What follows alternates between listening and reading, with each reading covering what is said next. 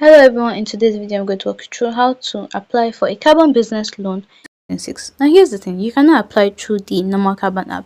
You have to download the carbon business app on Play Store. You can find that on Play Store or Apple Play Store, right here, carbon business app. Or you go through getcarbon.co. So when you search for getcarbon.co, you see carbon business here, you just click on it. You can go through any of those places.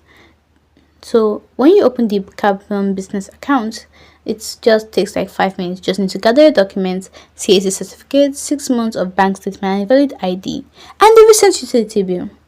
You need to apply directly in the app or on the website. Your statements can be put automatically if linked. Your application can get assessed on cash flow and trading history, not collateral. If approved, the offer lands in the app with the exact rate and repayment schedule. Accept and the money hits your account typically within 48 hours. Now the loan range is usually around 100k to 9.5 million. Rate starts from 3.99% per month based on your credit assessment. There is no collateral required. New customers get up to 6 months tenure, returning customers up to 12 months. Your net cash flow must be at least 3 times your monthly repayment to qualify.